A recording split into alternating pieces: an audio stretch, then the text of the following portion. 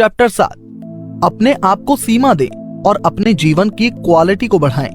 हम सब वहां रहे हैं, कागज के ढेर के साथ एक डेस्क सेटिंग, सामान की अराजकता के माध्यम से एक नैरो रास्ते के माध्यम से केवल एक मंजिल, और उस सभी सामानों से घिरे होने के बाद आपको कभी भी वो नहीं मिल सकता है जिसकी आपको आवश्यकता है। लेकिन इस सिरदर्द की कोई आवश्यकता नहीं है। आप इसे केवल अपने लिए सीमा निर्धारित करके दूर कर सकते हैं। एक ऊपरी सीमा निर्धारित करके शुरू करें। इससे आपको अपनी संपत्ति का पता लगाने में मदद मिलेगी। लेखक के इलेक्ट्रॉनिक गियर को लें, जिसने एक बार पूरी अलमारी पर कब्जा कर लिया था। समय के साथ हालांकि अलमारी बहुत भर गई और एक विशिष्ट केबल खोजने का मतलब था कि अलमारी और फर्श पर पूरी गंदगी को खींचना।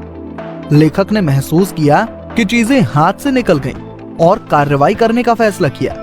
इसीलिए उन्होंने अपने इलेक्ट्रॉनिक्स को अलविदा कर दिया और अपने अधिकांश गियर ईबे पर बेच दिए। बाकी जो बचा वो एक बॉक्स में फिट किया गया था, जो ऊपरी सीमा बन गया। यदि वो इलेक्ट्रॉनिक गियर का एक नया टुकड़ा खरीदते हैं तो किसी अन्य टुकड़े को जाना होगा। इस तरह उसका स्टैश मैनेज करने योग्य, सुव्यवस्थित है और उसे हमेशा वही मिल सकता है जिसकी उसे आवश्यकता है। जिस तरह आप उन चीजों को नियंत्रण करने के लिए ऊपरी सीमा का उपयोग कर सकते हैं जिन्हें आप, जैसे कि फेसबुक, शायद मैं ओवर एंड ड्यूरिंग हो सकता है। आप ये भी सुनिश्चित कर सकते हैं कि आप उन चीजों को अधिक कर रहे हैं जो आपके जीवन की गुणवत्ता को बढ़ाती है, जैसे कि व्यायाम करना, ध्यान करना और यात्रा। कैसे? निचली सीमा तय करके। उदाहरण के लिए लेखक ने हर महीने कम से कम एक यात्रा की कम सीमा तय की है।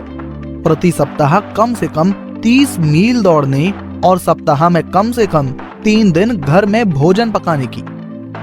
इस तरह से अपने खाली समय के लिए कम सीमाएं निर्धारित करके आप ये सुनिश्चित करेंगे कि आपका समय हमेशा काम से ना बढ़े।